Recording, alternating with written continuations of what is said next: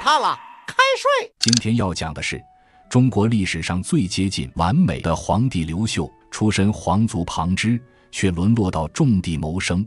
他在乱世起兵，凭一场以少胜多的昆阳之战封神。他用12年平定群雄，重建汉朝。在位33年，不杀功臣，休养生息，硬是把战后的烂摊子变成了光武中兴的志士。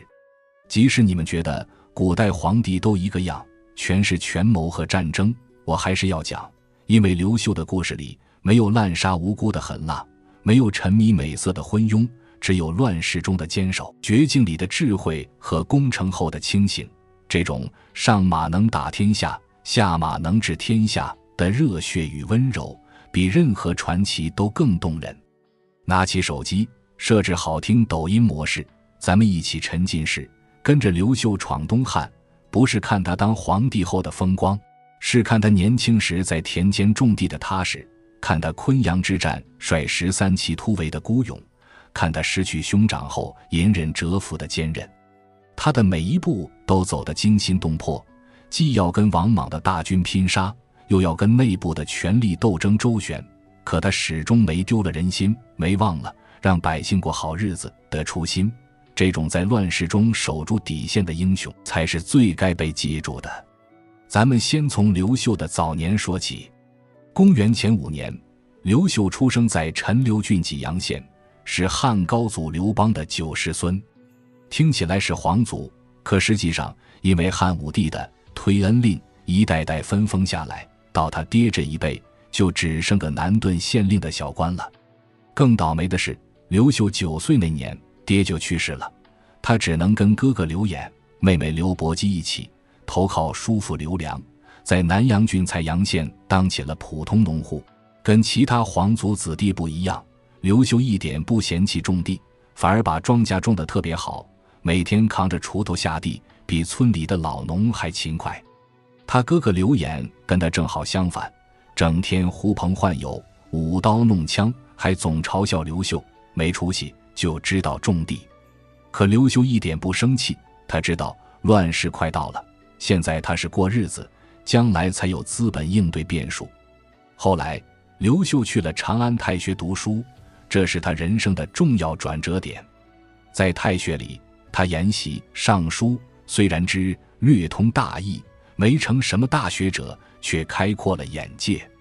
也就是在这时候，他看到京城的执金吾，负责京城治安的官员出行车马仪仗特别威风，又听说南阳望族殷家的女儿殷丽华长得漂亮，品性好，就偷偷立下了仕宦当作执金吾，娶妻当得殷丽华的志向。这志向不宏大，甚至有点小市民，可正是这份务实，让他后来在乱世中总能做出最清醒的选择。刘秀的好日子没过多久，乱世就来了。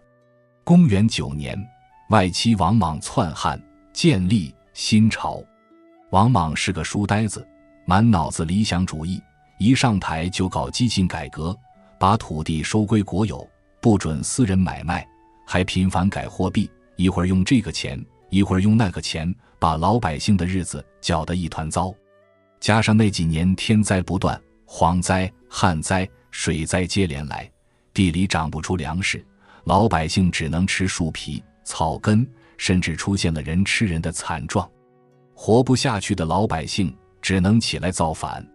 公元17年，绿林军在湖北起义。公元18年，赤眉军在山东起义，天下很快就乱了。刘秀家所在的南阳刘氏宗室，因为是汉朝皇族，被王莽重点打压，日子也不好过。刘演早就想反莽，这时候更是趁机召集人马，准备起兵。刚开始，刘秀还在犹豫，他知道造反风险太大，一旦失败，全家都得掉脑袋。可看着老百姓的惨状，看着王莽的暴政，再想想自己身为皇族的责任，他最终还是下定了决心。公元22年，刘秀跟刘演、李通、李毅等人一起在南阳冲陵起兵，史称冲陵军。那时候的冲陵军别提多寒酸了，总共就几千人，大多是农民，没经过正规训练，武器更是五花八门，有拿锄头的，有拿菜刀的，还有的因为没马，只能骑着耕牛上战场，被人笑称牛背上的起义军。可就是这么一支队伍，却凭着一股反莽复汉的信念，硬是在乱世中站稳了脚跟。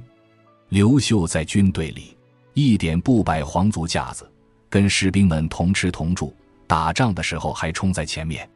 有一次，冲灵军跟王莽的军队打了败仗，士兵们都慌了，四处逃散，连刘演都急得团团转。刘秀却特别冷静，他一边收拢逃兵，一边分析战局，最后带着一支小分队绕到敌军后面发动突袭，硬是把败局给扭转了。也就是从这时候起，士兵们都服了他，觉得这个会种地的皇族比勇猛的刘演更靠谱。可冲灵军毕竟人少力弱，单凭自己根本打不过王莽的大军。刘演和刘秀商量后，决定依附绿林军。绿林军是当时最大的起义军，有10几万人，还推立了刘玄为帝，年号更始，史称更始帝。刘玄也是刘氏宗室，可没什么本事，就是个傀儡，实权都在绿林将领手里。刘演因为战功赫赫，又有威望，很快就遭到刘玄和绿林将领的猜忌。他们觉得刘演太厉害，将来会威胁到刘玄的皇位，就想找机会除掉他。刘秀看出了危险，劝哥哥收敛锋芒，可刘演性子太直，根本不听。刘秀没办法，只能自己低调行事，平时尽量不跟绿林将领发生冲突，还主动把功劳让给别人，以此麻痹刘玄等人，暗中却在积蓄力量，结交对自己有用的人。公元23年，王莽终于忍不住了，派王毅、王寻率领42万大军，号称100万，去围攻绿林军占据的昆阳。当时昆阳城里的守军加上刘秀带来的援兵，总共才几千人，双方兵力悬殊，简直是鸡蛋碰石头。绿林将领们都慌了，有人说赶紧弃城逃跑，留得青山在，不怕没柴烧。有人说跟王莽军拼了，大不了一死，吵来吵去没个定论。就在这时候，刘秀站了出来，说现在逃跑肯定会被王莽军追上，一个也跑不了，不如坚守昆阳，我出去调兵，内外夹击，还有一线生机。将领们都觉得刘秀在说大话，可也没别的办法，只能让他试试。当天晚上，刘秀挑选了13名精锐骑兵，趁着夜色偷偷冲出了王莽军的包围圈。出去后，刘秀马不停蹄地去附近的城池调兵，可那些城池的守将都怕王莽军，不愿意出兵。刘秀磨破了嘴皮子，又承诺打败王莽军后，战利品全归你们，才勉强凑了1万多人。可就算加上这1万多人，跟王莽军比起来还是太少了。刘秀却一点不慌，他知道王莽军虽然人多，可将领轻敌，士兵懈怠，只要找对时机，就能以少胜多。他亲自率领3000精锐骑兵，绕到王莽军的中军大营附近，趁王莽军正在休息，突然发动进攻。王莽军的士兵根本没防备，一下子就乱了，中军大营被攻破，王寻当场被杀。昆阳城里的守军看到刘秀得手，也趁机出城反击。王莽军腹背受敌，更是乱得不可收拾，士兵们争相逃跑，互相踩踏，死伤无数。更巧的是，那时候突然下起了暴雨，刮起了大风，昆阳附近的治水暴涨，很多逃跑的王莽军士兵都被淹死了，42万大军最后逃回去的没几个人。昆阳之战，刘秀一战封神，经此一役，王莽政权元气大伤，再也无力镇压起义军，很快就走向了灭亡。可刘秀没想到，这场胜利却给哥哥刘演带来了杀身之祸。刘玄和绿林将领看到刘秀这么厉害，刘演又威望极高，更怕他们兄弟俩夺权，就找了个借口诬陷刘演谋反，把他杀了。消息传到刘秀耳朵里，他如遭雷击，差点晕过去。他跟哥哥感情最好，小时候哥哥护着他，起兵后哥哥带着他，现在哥哥却因为功高震主被人害死了。刘秀心里恨，可他知道现在不是报仇的时候。如果他表现出一点不满，刘玄肯定会连他一起杀了。于是他强忍着悲痛，主动回到宛城向刘玄请罪。他不提自己在昆阳之战的功劳，也不吊唁哥哥，每天该吃饭吃饭，该睡觉睡觉，跟没事人一样。刘玄看到刘秀这么听话，反而有点不好意思，不仅没杀他，还封他为破虏将军，让他去河北招抚各路势力。刘秀知道这是他脱离刘玄控制的最好机会，他表面上感激刘玄，暗地里却在盘算着怎么在河北发展自己的势力。公元23年年底，刘秀带着少数随从踏上了前往河北的路。这一去，他再也没有回头，开启了自己独立创业的征程。河北当时很乱，有王莽的残余势力，有地方豪强割据，还有个叫王朗的人，自称是汉成帝的儿子，在邯郸称帝，悬赏捉拿刘秀，赏金高达10万户。刘秀刚到河北，就遭到王朗军的追杀，好几次都差点丧命。有一次，刘秀逃到滹沱河边，河水结了冰，可冰面不结实，马车根本过不去。后面王朗的追兵越来越近，刘秀的随从都慌了，刘秀却很冷静，他让人先试探冰面，找到相对结实的地方，慢慢把马车赶了过去。刚过了河，冰面就裂开了，追兵只能眼睁睁看着他们逃走。还有一次，刘秀逃到吴楼亭，又冷又饿，随从们都快撑不住了。幸好当地一个叫冯异的小官给他们送来了豆粥和麦饭，刘秀和随从们才得以饱腹。后来刘秀当了皇帝，还经常提起这件事，说吴楼亭的豆粥比山珍海味还香。就是在这样的绝境中，刘秀凭着自己的人心和智慧，慢慢赢得了河北豪强的支持。耿弇家族是河北的大族，耿弇年轻时就很崇拜刘秀，主动带着人马投靠他。寇恂是上古太守，也觉得刘秀是能成大事的人，不仅出兵支持，还提供了大量粮草。公元24年，刘秀终于积攒够了力量，率军打败了王朗，平定了邯郸。这时候的刘秀已经不是那个依附绿林军的小将了，他手握数万大军，占据了河北大部分地区，成了河北最有实力的势力。也就是在河北发展的这段时间，刘秀实现了自己年少时的一个梦想，迎娶阴丽华。公元23年，刘秀在宛城娶了阴丽华，当时他还只是个不起眼的将领，阴丽华却不顾家人反对，毅然嫁给了他。婚后没多久，刘秀就去了河北，阴丽华则留在宛城，默默等待他回来。刘秀在河北站稳脚跟后，就派人把阴丽华接到了身边。夫妻俩久别重逢，都很激动。阴丽华不仅长得漂亮，还特别贤惠，知道刘秀处境艰难，从不抱怨，还经常劝他注意身体，鼓励他实现复汉的大业。有了阴丽华的陪伴，刘秀在乱世中多了一份温暖，也更有动力去打拼。可没过多久，刘秀就面临一个艰难的选择。当时河北的真定王刘阳手握10万大军，是河北的重要势力。刘阳表示愿意支持刘秀，但条件是刘秀要娶他的外甥女郭圣通。刘秀心里很为难，他爱着阴丽华，不想委屈她，可他也知道没有刘阳的支持，他很难在河北立足，更别说统一全国了。阴丽华看出了刘秀的难处，主动劝他说，现在是大业要紧，我没关系，你就娶郭圣通吧，只要能早日平定乱世，让百姓过上好日子，我什么都愿意。刘秀听了，心里又感动又愧疚，最后还是娶了郭圣通。后来刘秀当了皇帝，虽然因为政治需要立郭圣通为后，可他始终没忘记阴丽华的付出。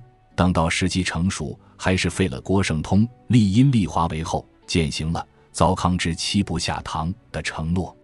公元25年，刘秀觉得时机已经成熟，在河北号称称帝，国号汉，因为他是汉朝皇族，史称东汉，改元建武。这一年刘秀31岁，从冲陵起兵到称帝只用了3年时间，可他知道这只是开始，天下还没统一，他还有很长的路要走。当时的天下分裂成了好几个势力，刘玄的更始政权占据着长安、洛阳，赤眉军在山东、河南一带活动，实力很强。公孙述在蜀地称帝，国号成家，占据着富庶的巴蜀之地。魁霄在陇西割据，凭借陇山天险易守难攻。彭宠在幽州起兵对抗刘秀，这些势力个个都不是好惹的，刘秀要统一全国，难度可想而知。刘秀没有急着出兵，而是先制定了先关东后陇蜀的战略。他知道关东地区是中原核心区，只要平定了关东，就能获得足够的人力和物力，再去攻打陇蜀就容易多了。公元25年年底，赤眉军推翻了刘玄的更始政权，占领了长安。可赤眉军就是一群农民，没什么治国方略，在长安城里大肆劫掠，抢粮食、抢钱财、抢女人，把长安搞得乌烟瘴气，老百姓对他们怨声载道。刘秀知道这是平定赤眉军的好机会，他派邓禹、冯异率领大军西征。邓禹是刘秀的老同学，很有谋略；冯异是刘秀的得力干将，打仗勇猛，还特别会安抚百姓。刘秀给他们的命令是以逸待劳，分化瓦解，不要跟赤眉军硬拼，要先争取民心，再找机会消灭他们。邓禹和冯异依计行事，一路上安抚百姓，开仓放粮，很多百姓都来投靠汉军。赤眉军因为失去民心，粮食又越来越少，只能向西逃窜。公元27年，冯异在小底设下埋伏，大败赤眉军，俘虏了几万人。赤眉军残余部队向东逃跑，又被刘秀亲自率领的大军在宜阳包围。赤眉军首领樊崇知道大势已去，只能率部投降。刘秀没有杀樊崇，只是把他封为列侯，让他颐养天年。后来樊崇因为谋反被杀，那是后话。平定赤眉军后，刘秀消除了关东最大的威胁，下一步就是扫平关东的其他割据势力。从公元27年到公元30年，刘秀集中兵力，先后征讨刘永、张布、李宪、董宪等割据势力。刘永割据梁地，自称天子，是关东最有野心的势力之一。刘秀派盖延率军征讨，打了2年多，才终于消灭刘永。张布割据其地，实力很强，手下有10几万大军。刘秀派耿弇率军征讨，耿弇年轻有为，采取围点打援的战术，先包围张布的重镇临淄，引诱张布来救，然后在半路设伏，大败张布军。最后耿弇攻克临淄，张布走投无路，只能投降。李宪割据庐江，董宪割据东海，也先后被刘秀的大军消灭。到公元30年，关东地区基本平定，刘秀的东汉政权终于掌控了中原核心区，有了统一全国的坚实基础。接下来，刘秀把目光投向了陇西的魁霄。魁霄是陇西的大族，在当地很有威望。他割据陇西多年，凭借陇山天险，多次对抗汉军。刘秀一开始不想用兵，派来社、马援等人去劝降魁霄。来社是刘秀的表哥，能言善辩。马援本来是韦骁的部下，后来投靠了刘秀，对魁霄很了解。可魁霄野心很大，想长期割据陇西，不愿意投降，还跟蜀地的公孙述结盟，共同对抗刘秀。刘秀没办法，只能派兵征讨。公元30年，刘秀派冯异、耿弇率军西征，攻打夔萧。陇西的地形太复杂了，陇山高耸入云，山路狭窄难行，汉军的粮草运输很困难，加上夔萧的军队熟悉地形，汉军进展得很缓慢，打了2年多，也没能攻克陇西的核心城池。刘秀调整了策略，他派人联络河西的窦融。窦融是河西5郡的大将军，占据着河西走廊，实力不弱。刘秀向窦融承诺，只要他支持汉军，将来平定陇西后，还让他治理河西。窦融觉得刘秀是能成大事的人，答应出兵相助。公元33年，窦融率领河西军从河西出兵，与汉军东西夹击夔萧。夔萧的军队本来就被汉军拖得筋疲力尽，现在又腹背受敌，很快就崩溃了。公元33年冬天，夔萧在绝望中病逝，他的儿子夔纯继承了他的位置，继续抵抗汉军。可此时的陇西军已经人心涣散，根本不是汉军的对手。公元34年，汉军攻克陇西的核心城池继承，夔纯被迫投降，陇西终于平定。平定陇西后，就剩下蜀地的公孙述了。公孙述在蜀地称帝多年，凭借巴蜀的富庶和险要地形，实力雄厚。他还经常派兵骚扰东汉边境，是刘秀统一全国的最后一块绊脚石。公元35年，刘秀派岑彭、吴汉率领大军分2路伐蜀。岑彭率领东路军从荆州沿长江而上，一路势如破竹，很快就攻克了蜀地的东部重镇江州。公孙述慌了，派人暗杀了岑彭。刘秀又派吴汉接替岑彭，继续伐蜀。吴汉是刘秀手下最勇猛的将领之一，他率领大军绕过蜀军的防线，直逼成都。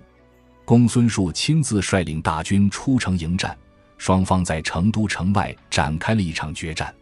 公孙述虽然勇猛，可蜀军的士气早已低落，加上吴汉指挥得当，蜀军很快就败下阵来。公孙述在战斗中身受重伤，回到成都后不久就去世了。公元36年，吴汉攻克成都，蜀地平定。至此，历时12年，刘秀终于完成了全国统一。从公元22年冲陵起兵，到公元36年平定蜀地，刘秀从一个种地的皇族旁支，一步步成为东汉的开国皇帝，结束了王莽篡汉后的乱世，让百姓重新过上了安稳日子。这12年里，他经历了无数次生死考验，打赢了一场又一场硬仗，可他始终没忘记自己的初心，让百姓安居乐业。统一全国后，刘秀没有像其他开国皇帝那样沉迷于权力的享受，而是立刻投入到治国理政中。他深知经过多年战乱，国家早已千疮百孔，百姓流离失所，当务之急是休养生息，恢复国力。于是他推行了一系列柔道治国的政策。首先是减轻赋税。西汉初年，刘邦推行15税1的政策，后来又调整为30税1。王莽篡汉后，赋税繁重，百姓苦不堪言。刘秀统一全国后，立刻恢复了30税1的政策，还多次下令减免赋税，让百姓能有更多的粮食养家糊口。其次是释放奴婢。战乱期间，很多百姓因为失去土地，被迫沦为奴婢，受到主人的残酷剥削。刘秀深知奴婢的苦难，从公元26年到公元38年，他先后9次下令释放奴婢，规定凡是因战乱沦为奴婢的，一律恢复平民身份，还禁止主人随意杀害奴婢，要是主人杀害奴婢，要受到法律的制裁。这些政策让几十万奴婢重获自由，重新回到土地上，促进了农业生产的恢复。刘秀还特别重视农业生产，他下令修复因战乱损坏的水利工程，比如南阳的陂塘、河内的沟渠。这些水利工程修复后，灌溉了大量农田，提高了粮食产量。他还推广先进的农具和耕作技术，鼓励农民开垦荒地，对开垦荒地多的农民给予奖励。在他的推动下，东汉初年的农业生产很快就恢复了，粮食产量逐年增加，国库也慢慢充盈起来。除了休养生息，刘秀还大力精简机构，整顿吏治。西汉末年，官员冗余，机构臃肿，行政效率低下，还耗费了大量的财政开支。刘秀统一全国后，下令合并郡县，裁撤冗余官员。据统计，经过精简，东汉的郡县数量比西汉减少了一半，官员数量减少了约9%。这不仅提高了行政效率，还节省了大量的财政开支，减轻了百姓的负担。在整顿吏治方面，刘秀严惩贪官污吏。他规定，凡是贪污受贿的官员，不管职位高低，一律严惩不贷。河南尹张吉因为贪污受贿，被刘秀下令处死。大司农杨殷因为挪用公款，被免去官职，流放边疆。刘秀还提拔了一批清正廉洁的官员，比如董宣。董宣担任洛阳令时，不畏权贵，敢于惩治违法的豪强地主，甚至还当面指责胡杨公主刘秀的姐姐的过错。刘秀不仅没有责怪董宣，还称赞他是强项令，赏赐他30万钱。在刘秀的治理下，东汉初年的吏治变得非常清廉，社会秩序也越来越稳定。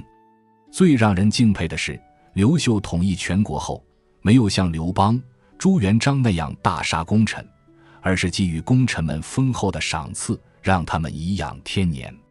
邓禹、耿弇、吴汉等28位功劳最大的将领，被刘秀封为列侯，赐予他们大量的土地和财物。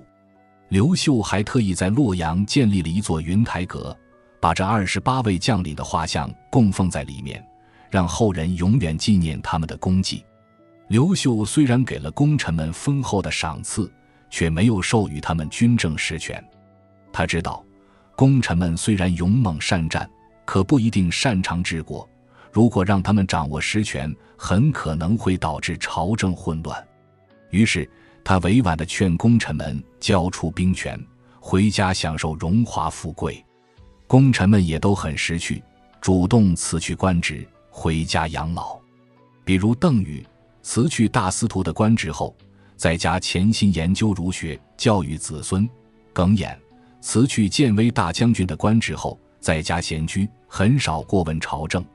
君臣之间始终保持着和睦的关系，没有发生过一起功臣因功被杀的事件，成为历史上少有的功成身退、君臣相安的典范。东汉初年，豪强地主兼并土地的问题非常严重。这些豪强地主占有大量的土地和财富，还拥有私人武装，甚至敢于对抗官府，严重影响了国家的税收和社会稳定。刘秀深知豪强地主的危害，于公元39年下令夺田，也就是丈量全国的土地，核实户口，以便按土地和人口征收赋税，抑制豪强地主的兼并。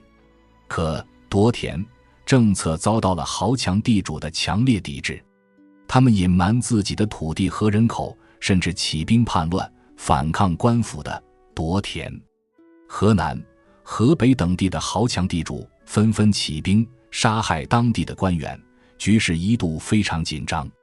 刘秀没有退缩，他采取了镇压与安抚结合的策略，一方面派大军镇压叛乱的豪强地主，处死了带头叛乱的豪强；另一方面，对顺从官府夺田的豪强地主从轻处理，不予追究。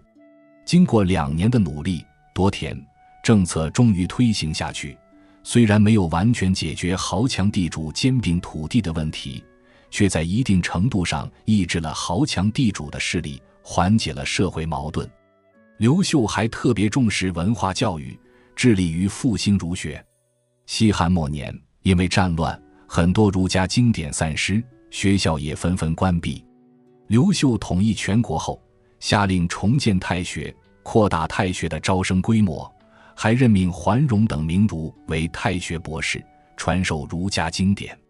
太学的学生最多的时候达到了3万多人，是中国历史上太学规模最大的时期之一。除了太学，刘秀还在地方上设立学校，推广教化。他下令在郡县设立学校，让更多的人有机会接受教育。在他的推动下，东汉初年形成了重儒学、上教化的社会风气，很多人都潜心研究儒学，出现了一批著名的儒家学者，比如郑兴、郑重父子，他们对儒家经典的研究为后来的经学发展奠定了基础。刘秀还下令搜集整理因战乱散失的典籍，他派人到全国各地搜集儒家经典、诸子百家的著作以及各种历史文献。经过多年的努力，搜集到的典籍多达2万多卷，这些典籍被收藏在洛阳的东关、兰台等藏书机构，得到了很好的保护。这些典籍的搜集整理不仅促进了文化的传承，还为后来的学术研究提供了丰富的资料。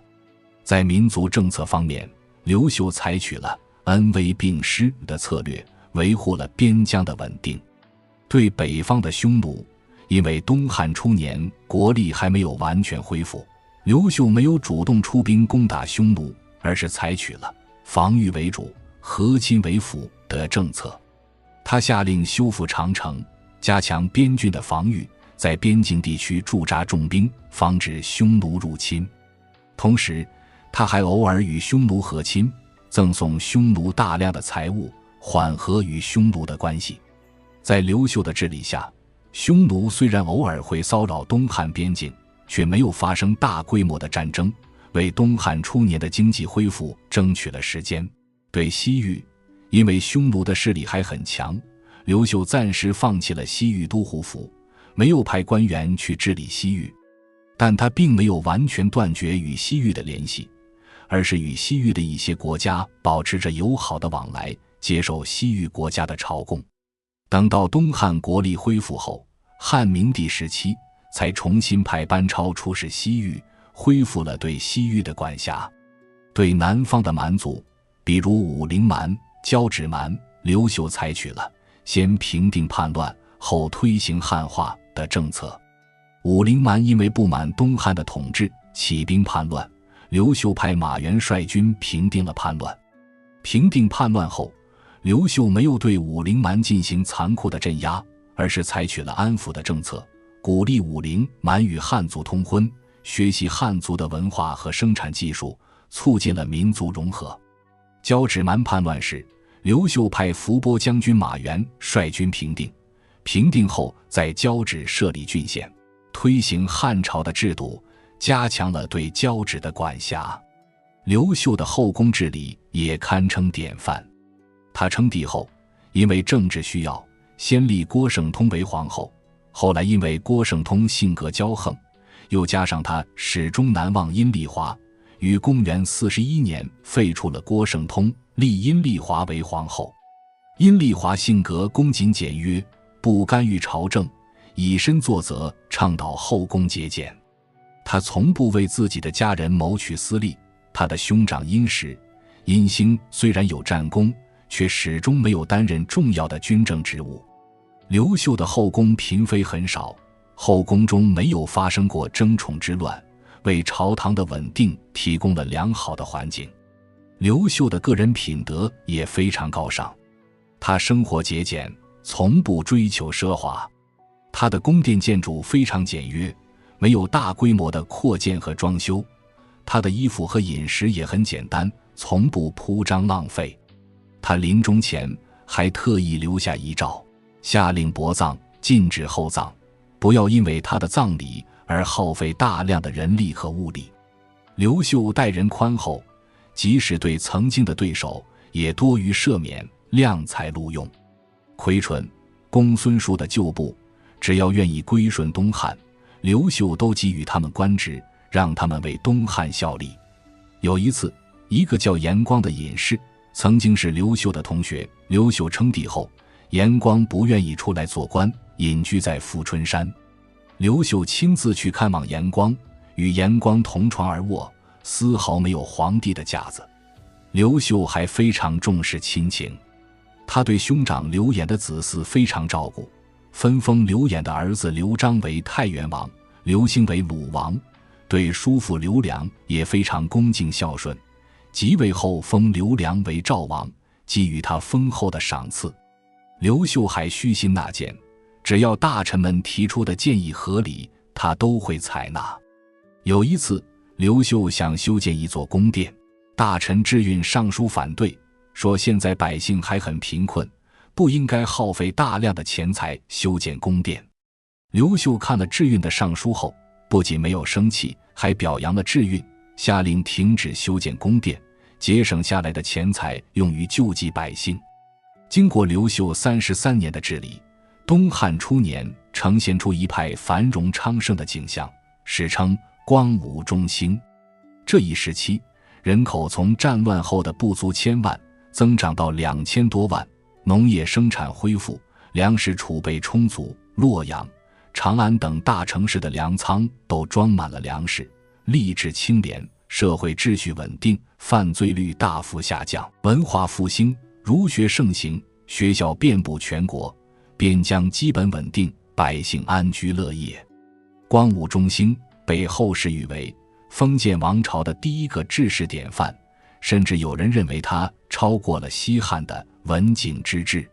后世对刘秀的评价高度统一，鲜有争议。《后汉书》的作者范晔称赞刘秀明慎正体，总揽全纲，量实夺利，举无过失，说他治理国家非常明智谨慎，能够总揽国家大权，根据实际情况制定政策，没有做过一件错误的事情。北宋史学家司马光在《资治通鉴》中也对刘秀赞不绝口，说他严武修文，崇德报功，勤政治，养黎民，兴礼乐，宣教化，称赞他在统一全国后停止战争，发展文化教育，推崇道德，奖励功臣，勤奋治理国家，养育百姓，兴办礼乐，推行教化。现代史学界也普遍认为，刘秀是中国历史上最接近完美的皇帝。他兼具开国君主的军事才能，守成君主的治国智慧和人君的个人品德。他在乱世中起兵，凭借卓越的军事才能平定群雄，统一全国。统一后，他推行仁政，休养生息，让百姓过上了安稳日子。他善待功臣，不杀功臣，君臣相安。他生活节俭，待人宽厚，虚心纳谏。这样的皇帝在中国历史上是非常罕见的。把刘秀与其他开国皇帝对比，更能看出他的独特性。刘邦虽然开创了汉朝，可他在统一全国后大杀功臣，韩信、彭越等开国功臣都被他杀害，晚年的朝政也非常动荡。朱元璋统一明朝后，也采取了严刑峻法，大肆诛杀功臣，虽然吏治清廉，却让人心惶惶。而刘秀既完成了统一大业，又善待功臣，既推行仁政，又能集中皇权，既稳定了社会秩序，又复兴了文化。他的成功源于他深厚的儒学素养和沉稳宽厚的性格，也源于他对民为根本的深刻认知。在现代的影视文学作品中，刘秀的形象也多围绕完美展开。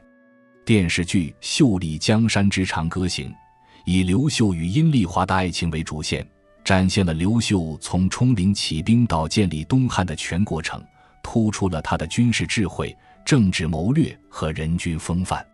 小说《光武大帝》详细描写了刘秀昆阳之战、平定群雄的辉煌战绩，以及他统一全国后推行的一系列治国政策，让读者对刘秀的完美有了更直观的认识。这些作品虽然有一定的艺术加工，却基本遵循了历史事实，让更多的人了解了刘秀的传奇人生。现存与刘秀相关的遗迹也有很多，这些遗迹见证了刘秀的传奇人生。在河北百乡有汉光武帝登基处的碑刻，这里是刘秀称帝的地方，碑刻上的文字详细记载了刘秀称帝的经过。在河南南阳有赊店古镇，传说刘秀当年起兵时曾在这里赊酒招待士兵，古镇上至今还保留着与刘秀相关的传说和建筑。在河南洛阳有汉魏故城遗址，这里是东汉的都城，刘秀曾经在这里治理天下，遗址中还能看到当年宫殿、城墙的遗迹。在湖北枣阳有白水寺，这里是刘秀的故里，寺内供奉着刘秀的雕像，每年都有很多人来这里参观祭拜。刘秀的军事思想对后世也产生了深远的影响。昆阳之战中，他集中兵力突袭中军，以少胜多的战术被后世的很多将领借鉴。曹操在官渡之战中率领精锐骑兵突袭袁绍的乌巢粮仓，就是借鉴了刘秀的战术。李世民在虎牢关之战中率领少量精锐击败窦建德的大军，也受到了刘秀军事思想的影响。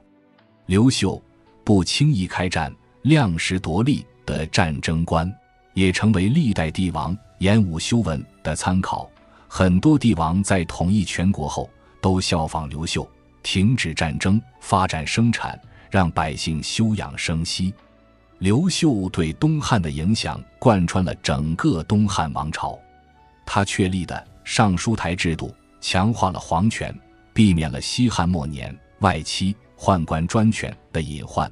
虽然东汉中后期还是出现了外戚宦官专权的问题，但这主要是后世帝王治理不善导致的，并非刘秀制度本身的问题。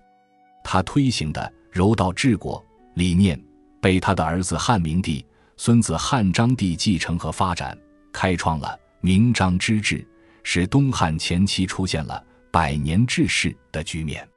他尊崇儒学的政策奠定了东汉儒学独尊的文化格局，影响了整个东汉的文化发展，甚至对后世的文化产生了深远的影响。刘秀的完美不是无懈可击的神话，而是在乱世中坚守人心，在权力中保持清醒，在攻城后不忘本分的真实写照。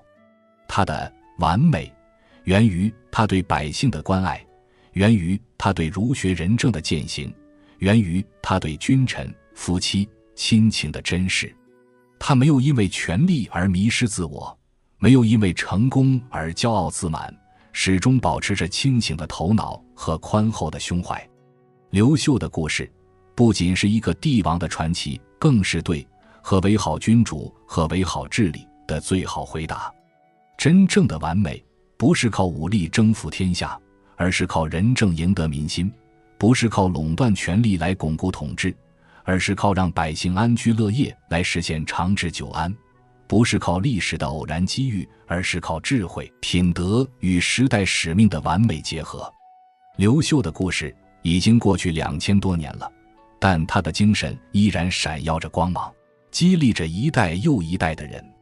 他让我们明白，无论身处何种困境，只要有坚定的信念、过人的智慧和不懈的努力，就一定能够克服困难，实现自己的目标。他也让我们明白，真正的伟大不是靠武力和强权，而是靠仁政和德治，靠对百姓的关爱和对社会的贡献。